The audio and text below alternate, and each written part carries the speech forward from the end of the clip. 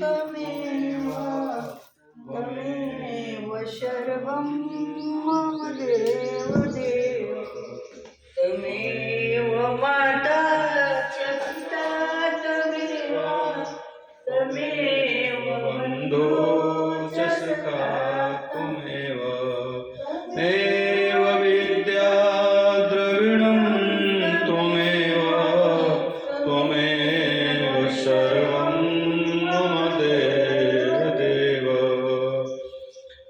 ॐ नमो भगवते वासुदेवाय सच्चिदानन्दरूपाय विश्वोत्पत्त्यादिहेतवे तापत्रयविनाशाय श्रीकृष्णाय वयं नमः।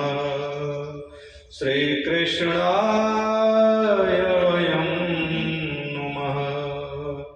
कृष्णं नारायणं वन्दे कृष्णं वन्दे व्रजप्रियं कृष्णं द्वैपायनं वन्दे कृष्णं वन्दे पृथासुतं कृष्णं वन्दे पृथासुतं। बोलिए श्री वृंदावन बिहारी लाल की जय। तो हम लोगों ने सुबह की कथा खत्म की थी, जहाँ पर राजा बलि को स्वर्गवास वैकुंठ मिल गया और किस तरह से भगवान ने महाराज बलि को तार दिया, कैसे उनको अपने वैकुंठ लोक की तरफ बुला लिया। अब शुरू होता है नवम स्कंद। नौवां स्कंद प्रारंभ होता है। नौवें स्कंद में 24 अध्याय हैं। प्रारंभ के लगभग 13 अध्यायों में सूर्य वंश का वर्णन है। तत्पश्चात लगभग 11 अध्यायों में चंद्र वंश का वर्णन है। सूर्य वंश और चंद्र वंश का मौलिक भेद है। भगवान सूर्य हैं बुद्धि के देवता और चंद्रमा हैं मन के देवता।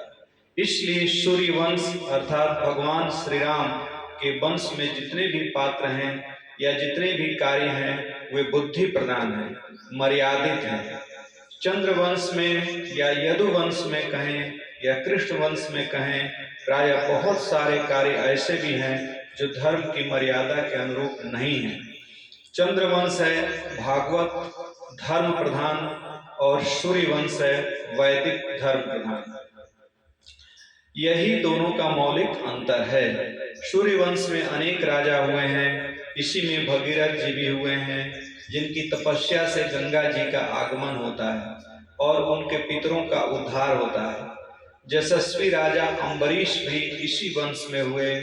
वे भी भगवान के बड़े भक्त थे। सारा राज्य संभालते हुए भी भगवान का व्रत, उपासना, अनुष्ठान सब करते थे। भगवान ने सुदर्शन चक्र को उनकी सुरक्षा में रखा था। इसी वंश में आगे चलकर खटवांग होते हैं, दीर्घबाहु होते हैं, राजा रघु होते हैं, अज होते हैं। अज के पुत्र होते हैं महाराज दशरथ।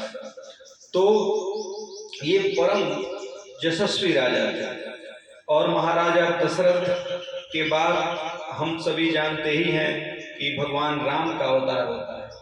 तो भगवान राम का अवतार कैसे होता है उसकी कथा हम देखेंगे। दशरथ जी को भी चौथापन आ गया। चौथापन अर्थात 75 के बाद की अवस्था, लेकिन तब तक संतान की प्राप्ति नहीं हुई। भगवान बड़े लीलाधारी हैं।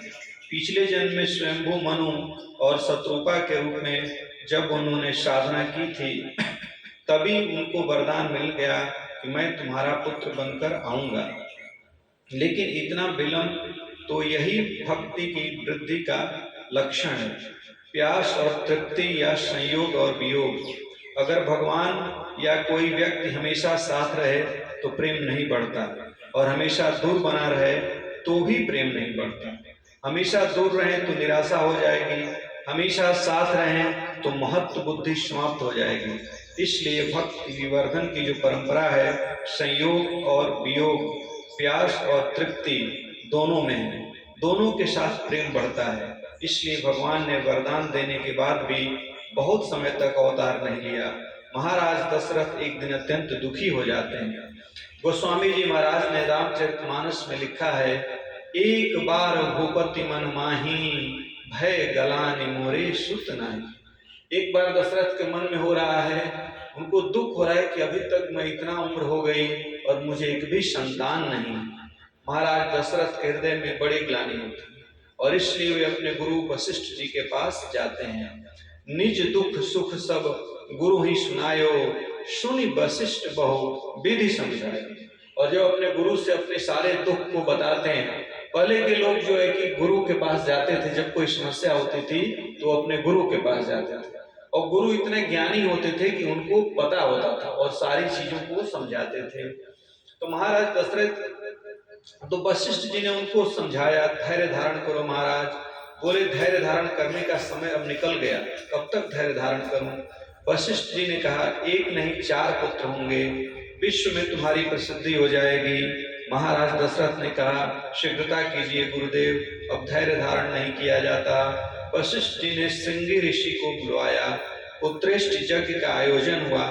इतना सफल आयोजन था कि पूर्णाहुति के समय हाथ में चरु लेकर स्वयं अग्निदेव प्रकट हो जाते हैं। उन्होंने महाराज दशरथ को चरु का पात्र दिया। महाराज दशरथ ने उसका आधा हिस्सा कौशल्या जी को दिया, आधे के 2 हिस्से हुए, एक हिस्सा कैकेयी जी को दे दिया गया। उसी चौथाई हिस्से के 2 हिस्से हुए, उन 2 हिस्सों में से कैकेयी और कौशल्या ने एक हिस्सा करके सुमित्रा जी को दे दिया। कितना सुंदर विधान था। कैकेयी और कौशल्या ने एक हिस्सा सुमित्रा को दे दिया। इसलिए सुमित्रा के जब 2 पुत्र हुए तो उन दोनों पुत्रों को उन माताओं के पुत्रों की सेवा में लगा दिया। यह है विनिमय, यह है व्यवहार। जब चरु तीनों महारानियों के गर्भ में आ जाता है तो सभी रानियों के गर्भ में भगवान अपने अंशों के साथ प्रवेश कर जाते हैं। अब बड़ा सुंदर वातावरण हो गया। राम जी के आगमन के लिए अयोध्या नगरी बड़ी सुंदर लगने लगी। बड़ा सुंदर ऋतु थी, चैत्र का महीना था, शुक्ल पक्ष था, 9वीं तिथि थी, मंगलवार का दिन था, न अधिक शीत थी न अधिक गर्मी थी, बहुत सुहावना अवसर था।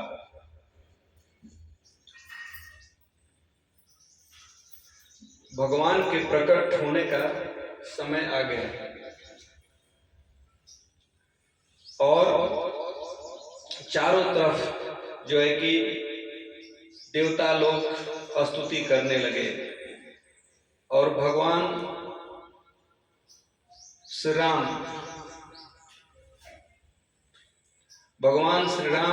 शुक्ल पक्ष की 9वीं तिथि में अवतरित होते हैं। 9वीं तिथि ज्योतिष के अनुसार रिक्ता तिथि मानी जाती है। चतुर्थी, 9वीं और चतुर्दशी यही है रिक्ता तिथि। भगवान ने रिक्ता तिथि को क्यों स्वीकार किया? इसमें तो भगवान श्री राम शुक्ल पक्ष की 9वीं तिथि में अवतरित होते हैं। तो चलिए हम लोग भगवान श्री राम की स्तुति करते हैं।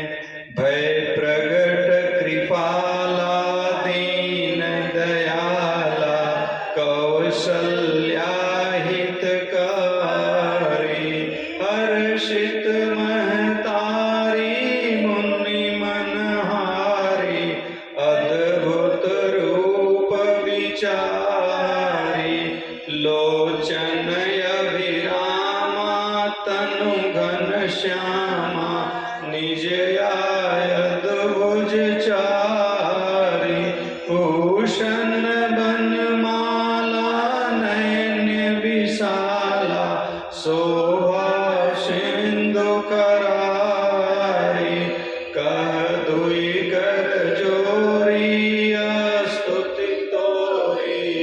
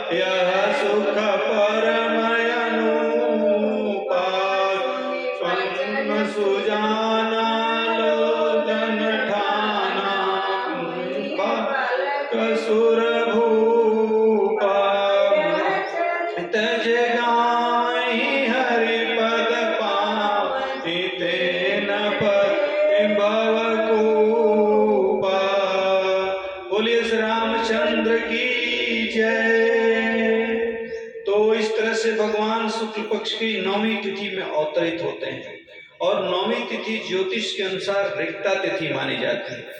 चतुर्थी, 9वीं और चतुर्दशी यह है रिक्ता तिथि। भगवान ने रिक्ता तिथि को क्यों स्वीकार किया? इसमें अच्छे काम प्रारंभ नहीं किए जाते, पर भगवान ने इसे शुभ एवं पूर्ण बना दिया। भगवान का यह संकेत है कि जिसका हृदय रिक्त होगा, जिसका हृदय खाली होगा, रिक्त होगा, वहीं भगवान का प्रवेश होता है। जहाँ हृदय खाली ही नहीं है, भरा हुआ है, भगवान का प्रवेश कैसे होगा?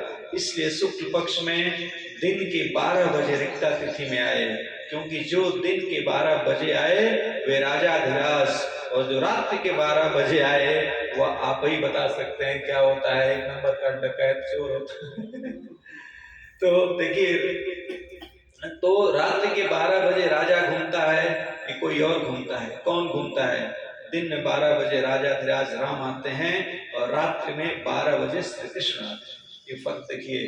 तो राम मर्यादित रह गए और श्री कृष्ण ने क्या क्या सब काम किया, हर तरीके से उन्होंने दिखाया, छल किया, कपट किया, सब कुछ किया। उन्होंने उस तरह से कार्य करके जो है कि दुष्टों का संहार किया, लेकिन राम जो है कि मर्यादा पूर्वक रहते हुए दुष्टों का संहार करते हैं। भगवान श्री कृष्ण ने बहुत चोरियां की हैं, क्योंकि उनका जन्म 12 बजे रात में हुआ। पुनः सभी देवता लोग स्तुति करने गए। महाराज दशरथ ने अनेक वैदिक ब्राह्मणों को पाठ के लिए बैठा हुआ था, जिससे बालकों के जन्म में कोई व्यवधान न पड़े। सारे विप्रगण वहां इकट्ठे हुए थे। सारी अयोध्या को सजाया गया था, सब जगह उत्साह दिखाई दे रहा था। 12 बजे बज रहे थे, उसी समय कौशल्या जी के गर्भ से बालक नहीं चतुर्भुज नारायण सामने प्रकट हो गए। कौशल्या जी ने स्तुति की, भगवान चतुर्भुज बनकर खड़े रहोगे तो अयोध्या में कोई उत्सव नहीं होगा, आप बालक बन जाइए। और जैसे ही माँ का आदेश मिला, सुनी बचन सुजाना रोदन ठाना, वही बालक शुरू हुआ। रोदन ठाना, इतने रोए प्रभु, इतने रोए कि चुप ही ना हो। आज भी यह परंपरा है कि अगर बच्चा जन्म लेने के बाद न रोए तो उसे मार मार कर रुलाते हैं। कहते हैं कि जन्म लेने के साथ ही भगवान श्री राम रोए, क्योंकि वे मर्यादा में थे। श्री कृष्ण बिल्कुल नहीं रोए, वो इतने शांति से गोकुल पहुंच गए कि किसी को पता ही नहीं लगा। अगर वो रोते तो कंस जान जाता ना, तो इसलिए वो चुप के एकदम रो ही नहीं। वो अंधेरी रात में 12 बजे रात में कि कोई ना जाने, ये उजेले में हुए। दोनों का फर्क देखिए कितना भगवान ने बनाया। तो भगवान एक ही है, पर आप मिलते चलेंगे कि इन दोनों में कितना अंतर है। भगवान श्री राम का जन्म होता है, रोने लग जाते हैं। सारी के जन्म का संदेश मिला, अयोध्या में बड़ी धूमधाम से लोग फूल उछालने लग गए। सारी अयोध्या में उत्सव का वातावरण हो गया। भगवान शंकर काकभूषण पहुंच जाते हैं। भागवत में श्री राम की है, परंतु सुखदेव जी महाराज ऐसे विलक्षण वक्ता है जिन्होंने मंगलाचरण में ही संपूर्ण राम कथा कह दी। वक्ता का यह भी लक्षण है, वक्ता व्यास समास सहित। वक्ता वह है जो श्लोक को पूरे दिन व्याख्या करता रहे, और इस समय का अभाव है तो पूरे कथानक को एक ही श्लोक में बोल दे, यह वक्ता का लक्षण है। सुखदेव जी महाराज मंगलाचरण भी करते हैं और पूरी राम कथा उसी में कह देते हैं। बड़ा सुंदर मंगलाचरण है। गोवर्थे त्यक्त राज्यो व्यचर दनुवनम पद्म पद्भ्याम प्रियाया पाणिस्पर्शाक्ष माम्याम मृजत पतरुजो यो हरिंद्रानुजाभ्याम वैरूप्याक्षुर्पाणाख्या प्रिय विरह रुषारोपित भ्रूबिज त्रस्तब्धिर्वर्धत सेतु खल दमन दहन कौशलेन्द्रोवतान्नः। कौशलपुर के राजा भगवान श्री राम हमारी रक्षा करें। उनका स्वभाव और स्वरूप क्या है? यहाँ पर गुरु शब्द पिता के अर्थ में प्रयुक्त होता है। उन्होंने पिता की आज्ञा मानकर अगले दिन होने वाले राज्याभिषेक को त्याग कर वनवास स्वीकार कर लिया। गुरु की आज्ञा के अनुसार अपनी प्रिया जानकी जी और उन लक्ष्मण जी के साथ बिना पदत्राण के 14 वर्षों तक जंगल की यात्रा की। हनुमान जी का उनसे मिलन होता है। शूर्पणखा को विरूप करने के कारण जानकी जी का अपहरण हो जाता है। जानकी जी के अपहरण के कारण श्री राम जी को बड़ा रोष आता है। सुग्रीव से मित्रता करने के बाद, समुद्र में सेतु बनाने के बाद वे लंका पर आक्रमण करते हैं। संपूर्ण परिवार के साथ रावण का संहार करते हैं, उसका उद्धार करते हैं और पुनः लौटकर अयोध्या आ जाते हैं। उनका राज्याभिषेक हो जाता है। ऐसे भगवान श्री राम के चरणों में हम सभी लोग प्रणाम करते हैं। सुखदेव जी ने संक्षेप में एक श्लोक में पूरी कथा, राम कथा कह दी। यद्यप सुखदेव जी ने श्री राम कथा विश्वामित्र के यज्ञ से प्रारंभ की, लेकिन उसमें एक विलक्षण बात है। सुखदेव जी ने भागवत में श्री राम कथा वर्णन में भरत चरित्र का वर्णन नहीं किया। बड़े आश्चर्य की बात है, भरत चरित्र राम कथा का प्राण है, लेकिन सुखदेव जी ने वर्णन नहीं किया। क्यों नहीं किया? गोस्वामी जी ने लिखा कि सुखदेव जी जानते थे अगर भरत चरित्र वर्णन करना प्रारंभ हो गया तो राम कथा ही 3 दिन चलेगी, फिर श्री कृष्ण कथा का होना संभव नहीं हो पाएगा। क्योंकि सुखदेव जी ऐसे वक्ता थे, उनको ऐसा ही तो नहीं पूरा करना है। वे जब डूब जाते थे तो किस भाव समाधि में चले जाते थे, इसका उन्हें कोई पता नहीं रहता था। महर्षि विश्वामित्र के यज्ञ में मारीच, तिसरा, सुबाहु, ताड़का इत्यादि निशाचर विघ्न डालते थे। विश्वामित्र जी ने बहुत प्रयास किया लेकिन सफल नहीं हुए।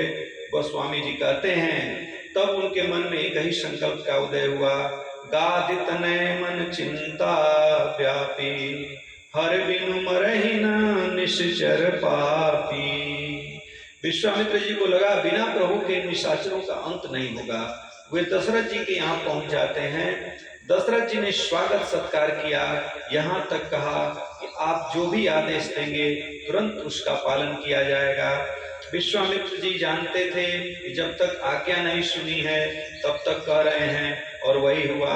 जब विश्वामित्र जी ने कहा कि हमारे यज्ञ की रक्षा के लिए लक्ष्मण जी के साथ राम को हमें दे दीजिए, इस पर महाराज दशरथ ने कहा कि चौथे पन आए सुतचारी, विप्र वचन नहीं कहे हूं विचारी। आपने विचार नहीं किया, विश्वामित्र जी की बुद्धि पर भी प्रश्न चिन्ह लगा दिया। यह है प्रेम की पराकाष्ठा। उनकी बुद्धि कम थी ऐसा नहीं था। आपने विचार नहीं किया कि ये पुत्र मुझे कब मिले हैं, कैसे मिले हैं। बाकी पुत्रों की तो बात अलग है, श्री राम को देना तो मेरे लिए असंभव कार्य है, मना ही कर दिया।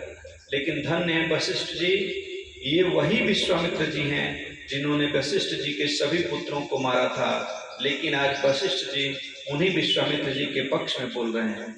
पहले के जो महापुरुष होते थे उनका जीवन ईश्वर की दृष्टि से चलता था, व्यक्तिगत राग द्वेष से उनका जीवन संचालित नहीं होता था। उन्होंने कहा महाराज इन्हें अपने पुत्रों को दे दीजिए, इससे उनका कल्याण होगा। गुरु का आदेश पाने के बाद अब मना नहीं कर सकते थे, लेकिन उदास मन से महाराज दशरथ ने श्री राम और लक्ष्मण जी को विश्वामित्र जी को दे दिया। श्री राम को कह दिया आज से तुम्हारे माता पिता गुरुदेव ही हैं, विश्वामित्र जी की आज्ञा पालन करना। विश्वामित्र जी श्री राम लक्ष्मण को लेकर दंडकारण्य में पहुंचते हैं। विश्वामित्र जी यज्ञ कहाँ कर रहे थे मालूम है? वह बक्सर है जो बिहार में पड़ता है, यही बिहार बक्सर के पास में कर रहे थे। वहां पर यज्ञ कर रहे थे जहां ताड़का, सुबाहु, मारीच यज्ञ नहीं करने दे रहे थे। जब मैंने कथा सुनी तो मेरे मन में एक बात आई कि त्रेता युग में भी बिहार में समस्या थी। तो इस तरह से ये विश्वामित्र जी को यज्ञ नहीं करने दे रहे थे। जैसे ही विश्वामित्र जी 2 राजकुमारों को लेकर पहुंचे, वहां ताड़का पहले दिखाई देती है। विश्वामित्र जी ने कहा राम यही ताड़का है जो यज्ञ में व्यवधान डालती है, उसी दंडकारण्य में रहती है। भगवान राम ने एक बाण में ही उसका धाम दे दिया। उन्होंने कहा यज्ञ करिए, निश्चिंत होकर यज्ञ कर प्रारंभ हुआ। वह तो स्वाभाविक था। मारीच, तिसरा, सुबाहु तीनों आ गए। भगवान श्री राम ने तिसरा और सुबाहु का तो उद्धार कर दिया। मारीच को बिना फल का एक ऐसा बाण मारा, उसका ऊपर वाला हिस्सा आगे वाला नहीं था कि मरे नहीं, बस केवल उसको लगे। भगवान की लीला थी। जो समुद्र के किनारे जाकर गिरा पर मरा नहीं, लेकिन सबको उसको सब तरफ राम ही राम दिखाई देने लग गए। इसके बाद मारीच राम जी का भक्त हो गया था। कई बार व्यक्ति प्रेम से भक्त होता है और कई बार व्यक्ति भय से भक्त होता है।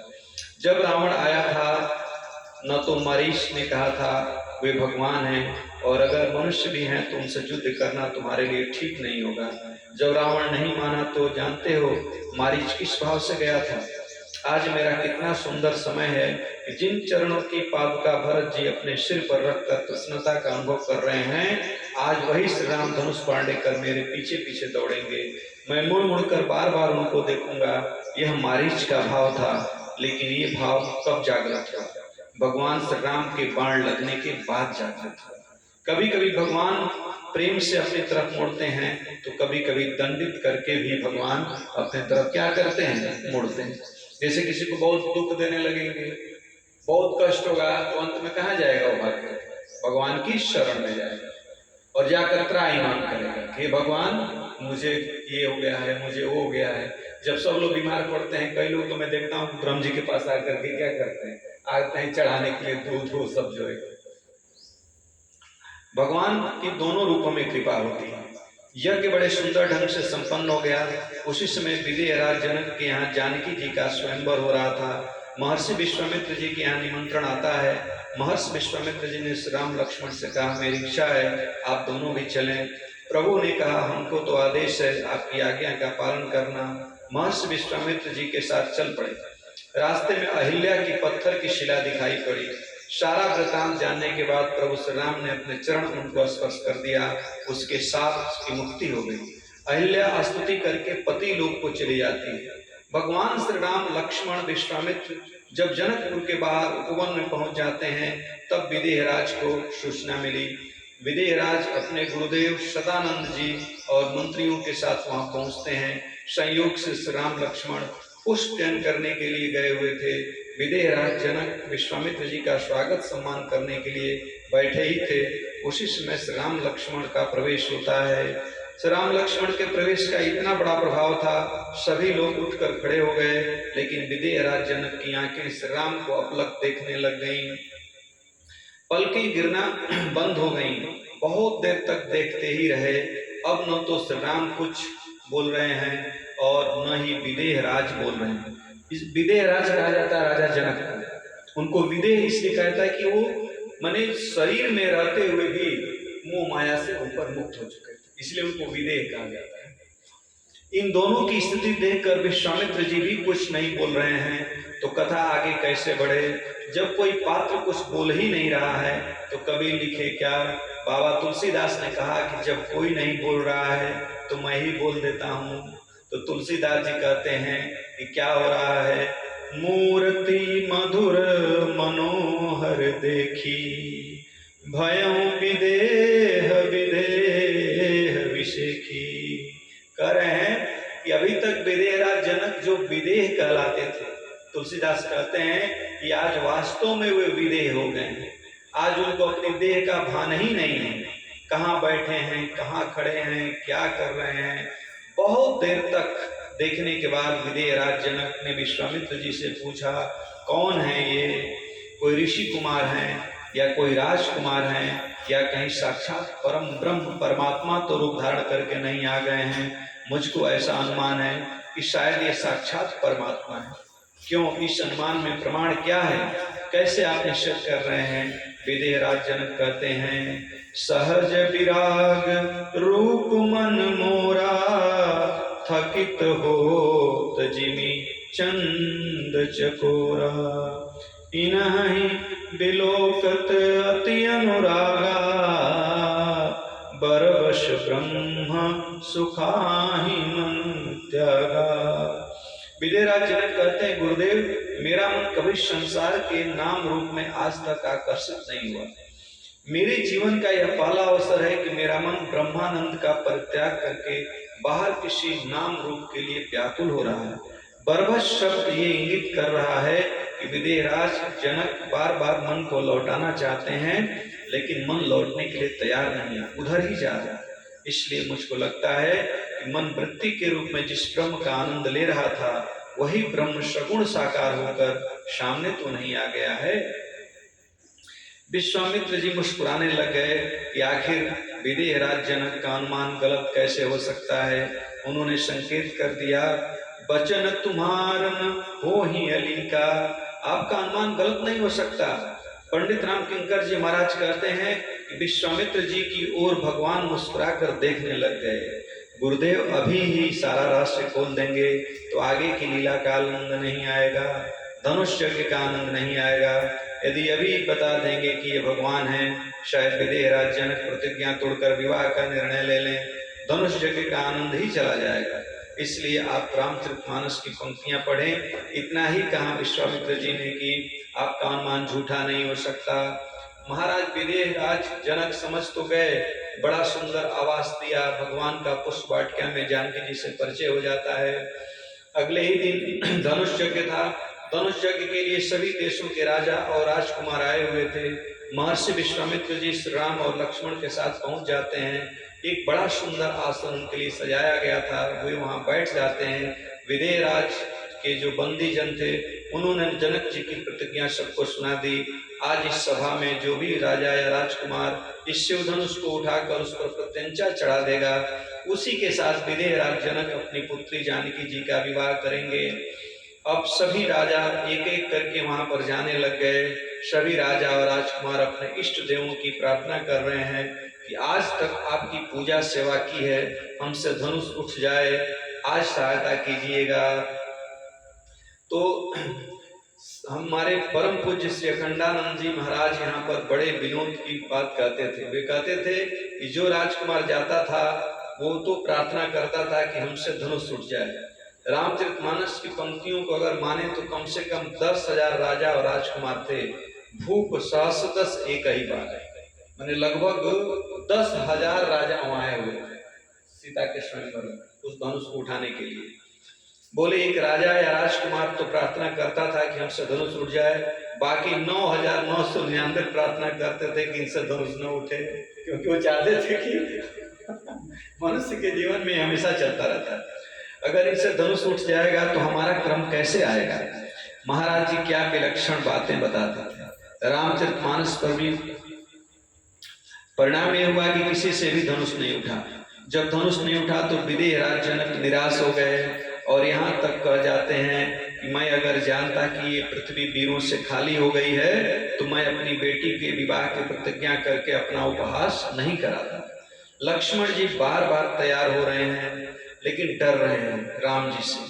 जब जनक जी सीमा पार कर गए तो लक्ष्मण जी उठकर खड़े हो गए और बोले, जनक, जिस सभा में श्री राम विद्यमान हैं उस सभा में तुमको ऐसी बात नहीं करनी चाहिए। श्री राम की तो बात छोड़ो, अगर मेरे प्रभु का आदेश हो तो शिव धनुष की तो बात ही क्या, मैं सारे ब्रह्मांड को कच्चे घड़े के जैसे हाथ से उठा सकता हूँ और तोड़ करके फेंक सकता हूँ। ये तो उनकी बहुत क्रोधित हो गए। केवल भगवान का आदेश मिलना चाहिए। जैसे ही लक्ष्मण जी ने यह बात कही तो जनक जी को थोड़ा संकोच हुआ और जनकपुर वासियों को आनंद हुआ, क्योंकि जनकपुर वासियों को तो यही मन था कि किसी से न उठे, केवल श्री राम से ही उठे। विश्वामित्र जी ने लक्ष्मण जी को इशारा किया कि बैठ जाइए, आपकी भूमिका पूरी हो गई। लक्ष्मण जी बैठ गए। फिर विश्वामित्र जी ने श्री राम को इशारा किया, आप तो अनाथ दंपति हैं, विदेह राज जनक को जो संताप है कि इनका विवाह कैसे होगा, केवल उस संताप को ही मिटाना है। आप लोगों का विवाह तो पहले से हुआ है, तो उठिए और जाइए। हमारे गुरु जी यहाँ एक प्रश्न और उठाते हैं कि पहले ही कह देते विश्वामित्र जी तो इतना विवाद क्यों होता, पहले ही राम जी धनुष उठा देते। विश्वामित्र जी भी आखिर महापुरुष हैं, वे तो जानते थे राम जी को, वे पहले ही कह देते तो राम ही धनुष उठा लेते। लेकिन बाकी राजा और राजकुमार यह कहने के लिए तैयार हो जाते कि हमको तो अवसर ही नहीं दिया, अवसर देते तो हम भी धनुष उठा लेते। विश्वामित्र जी ने बड़ी बुद्धि से काम लिया, पहले इन लोगों को धनुष उठा देने दी। ये लोग जब बैठ जाएंगे तब श्री राम जाएंगे। श्री राम धीरे धीरे धनुष की ओर जाते हैं। श्री राम की उम्र लगभग 15 वर्ष की है, सुंदर सुकोमल श्याम वर्ण शरीर है। तब श्री राम जाने लग गए तो जानकी जी की माँ सुनैना कहती है, इतने बड़े बड़े राजा महाराजा बड़े बड़े बुद्धिमान बैठे हैं, इस राजकुमार को समझाने के लिए किसी की बुद्धि नहीं आ रही है कि वे उस धनुष के पास न जाए कि 15 बरस का तो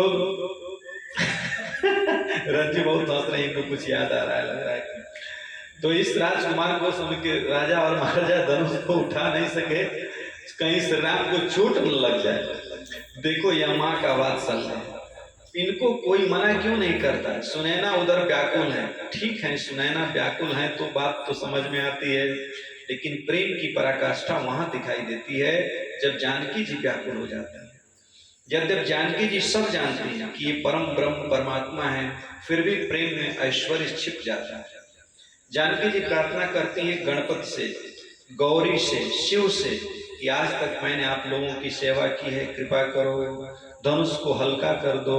देखिए ये बात होती है, माने अब इसी को सच्चा प्रेम कहते हैं। और जब स्त्री और पुरुष माने पति और पत्नी का एकाकार हो जाता है रंजू, तो संसार में कोई भी ऐसा काम नहीं है जो संभव ना हो। निश्चित तौर पर अगर कोई भी पति पत्नी एकदम एकाकार हो जाए, एक साथ लग जाए, तो संसार में कोई कार्य अधूरा नहीं रह जाता। देखिए उधर राम प्रयास कर रहे हैं, इधर सीता प्रयास कर रही है, और लोगों की कृपा, धनुष को हल्का कर दो, ये जानकी जी के वचन है। क्या जानकी जी नहीं जानती हैं कि लक्ष्मण जी के सिर पर सारा ब्राह्मण है, शेष के अवतार है, राम जी के सेवक हैं, क्या उनको प्रार्थना करने की जरूरत है? यही है प्रेम जिसमें ऐश्वर्य और ईश्वर छिप जाता है।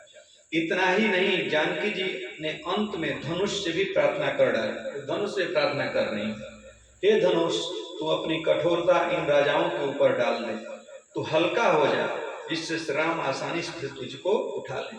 लोग कहते हैं कि आज के साहित्य उपन्यास इत्यादि में रामचरितमानस जैसा ही है, लेकिन उनमें न तो कोई कवित्व है, न इतना रस, और यह बात सत्य नहीं है। एक संत तो कहते थे, हम तो रामचरितमानस में तुलसीदास की लेखनी में एक पंक्ति को पढ़कर आश्चर्यचकित हो गए। यह पुष्प वाटिका का प्रसिद्ध पंक्ति है। सर्वप्रथम जब एक सखी श्री राम जी को देख कर लौटती है और वह आनंद में मग्न है, नाच रही है, जानकी जी ने पूछा क्या बात है? सभी सखियों ने पूछा क्या देखा?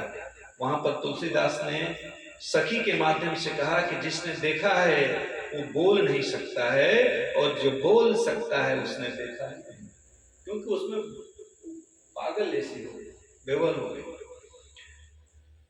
बोल नहीं सकता है, और जो बोल सकता है उसने देखा नहीं, तो वर्णन होगा कैसे? आंखों ने देखा है इसलिए वे बोल नहीं सकती, और वाणी बोल सकती है तो वाणी ने देखा नहीं।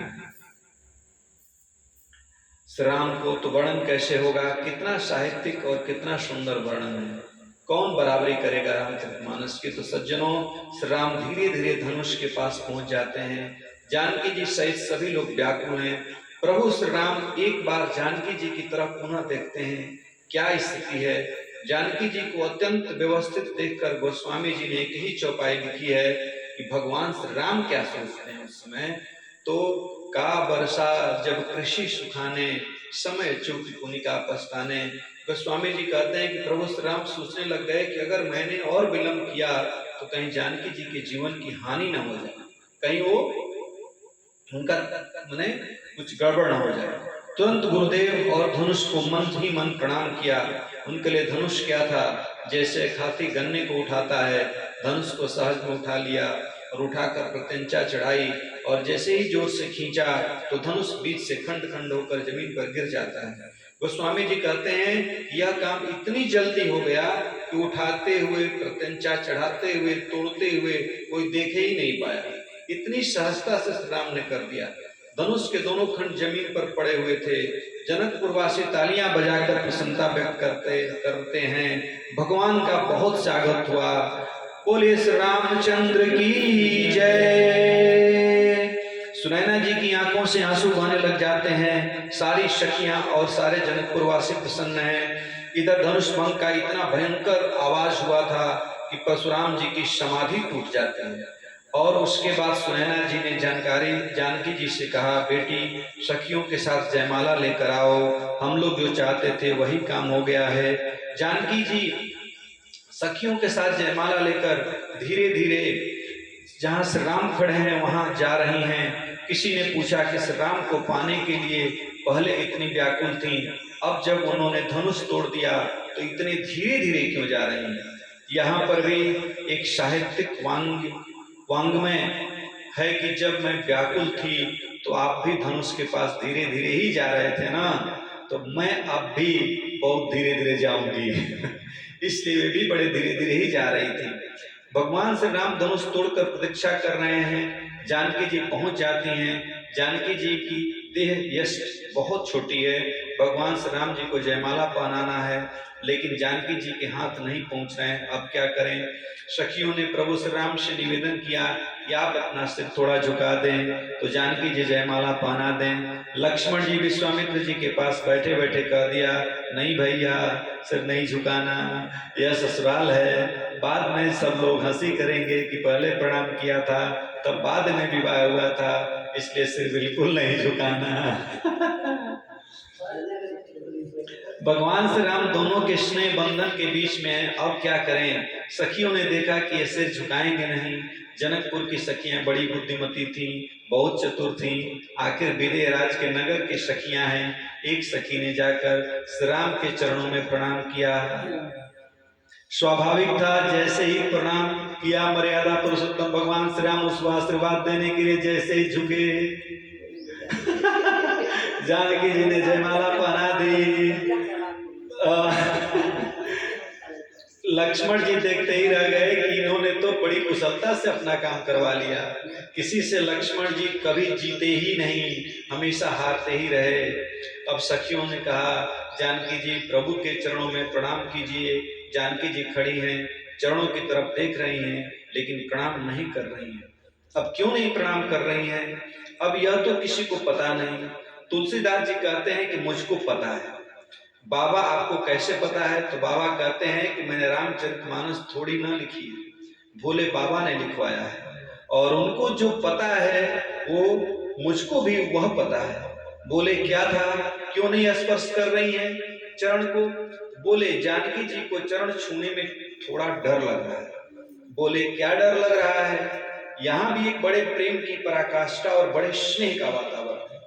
जानकी जी डर रही है क्योंकि उन्होंने सुना है इस राम के चरणों में कुछ ऐसी धूली है जिसके स्पर्श से रास्ते में शिला भी स्त्री बन गई थी, अहिल्या स्त्री बन गई थी, पत्थर स्त्री बन गई थी। तो कहीं ऐसा न हो कि मैं कुछ और न बन जाऊं जानकी जी डर रही कि पत्थर को शिला स्त्री बन जा सकती है तो स्त्री भी पत्थर की शिला बन सकती है। धूली तो दोनों काम कर सकती है ना। कहीं मैंने स्पर्श किया और उनके चरणों की धूली छू गई और मैं कहीं पत्थर की शिला हो गई, तब क्या होगा। गोस्वामी जी ने संकेत कर दिया। अलौकिक प्रेम को देखकर भगवान हंसने लग गए। जानकी जी अंततः प्रणाम करके अपने राजमहल को चली जाती हैं। बोलिए जानकी मैया की जय। भगवान श्री राम विश्वामित्र जी के पास पहुंच जाते हैं। बाकी जो दुष्ट राजा थे वो उपद्रव करने लगे। जानते हैं भगवान ने ऐसी लीला की कि उनको कुछ करना ही न पड़ा। परशुराम जी उसी समय आ गए। परशुराम जी जैसे ही आए तो सब क्षत्रिय राजा अपना और अपने पिता का नाम ले लेकर प्रणाम कर वहां से भागने लगे। जानते थे ये क्षत्रियों के शत्रु हैं, पता नहीं किसको मारेंगे। 21 बार परशुराम जी ने पृथ्वी को क्षत्रियों से विहीन कर दिया था। पूज्य रोटीराम बाबा कभी कभी बड़ा विनोद करते थे। उनके भक्तों में भी बहुत क्षत्रिय लोग थे।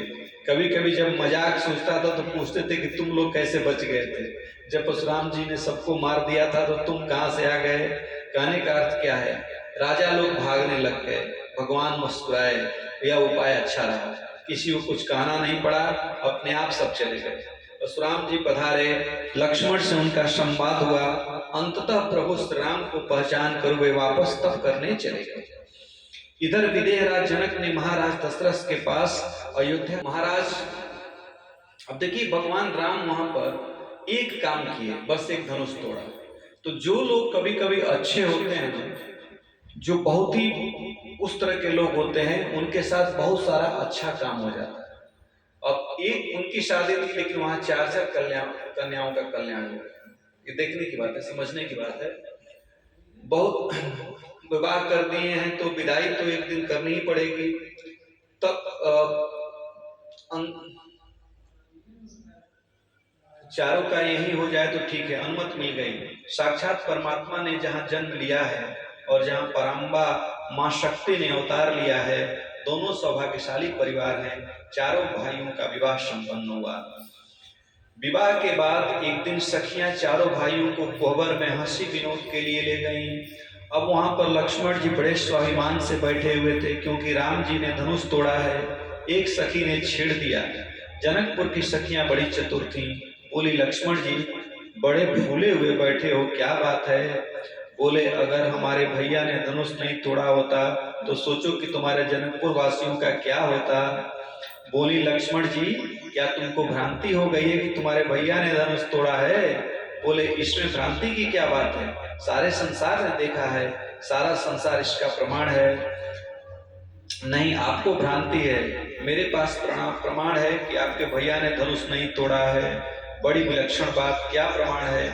एक प्रमाण तो यह है कि जब आप लोग पुष्प वाटिका में से पुष्प चयन करके लौट रहे थे, मालूम है आप लोगों की दशा क्या थी? क्या थी? आपके भैया के भाल पर पसीने की बूंदें थी। और यह विवाह ठंडी में हुआ है। जिस राजकुमार को ठंडी के मौसम में फूल तोड़ने में पसीना आ जाए क्या उस राजकुमार से कोई आशा रख सकता है कि वह धनुष तोड़ेगा? लक्ष्मण जी बोले, नहीं नहीं, तुम नहीं जानती हो, हमारे भैया के चरणों की धूली में इतना प्रभाव है कि जो इस पत्थर की स्त्री अहिल्या थी उसका भी उद्धार हो गया। आप भैया के प्रभाव को नहीं जानती हैं। जनकपुर की सखी फिर मुस्कुराती हैं, बोली, लक्ष्मण यह भी तुम्हारी भ्रांति है। यह भ्रांति कैसे है? अगर तुम्हारे भैया की धूली में कोई चमत्कार था तो अयोध्या से जब बक्सर तक आए तो अयोध्या में बहुत सारे पत्थर मिले थे, वहां कोई शिला स्त्री क्यों नहीं बनी? अगर वहां की धूली में प्रभाव था, चरणों में प्रभाव था, तो तुम्हारे भैया जब जनकपुर के रास्ते की ओर चले तो जनकपुर रास्ते की धूली चरणों में लगी और वही धूली पत्थर की शिला में लगी, जिससे वह स्त्री बन गई। वह तो जनकपुर की धूली का प्रभाव था, न कि तुम्हारे भैया के चरणों का प्रभाव था। अब लक्ष्मण जी निरुत्तर हो गए। जनकपुर की सखियों के सामने क्या बोले, क्या कहें? वैसे भी ससुराल में भाई सब लोग चतुर होते हैं। कोहबर के बाद जानते ही हो जनक जी के यहाँ बारात कितने दिन रुकी? 40 दिन तक रुकी। 40 दिन तक वो लोग पड़े रहे। कोई वक्ता तो कहते हैं 6 महीने तक, लेकिन 40 दिन तो रुकी ही थी।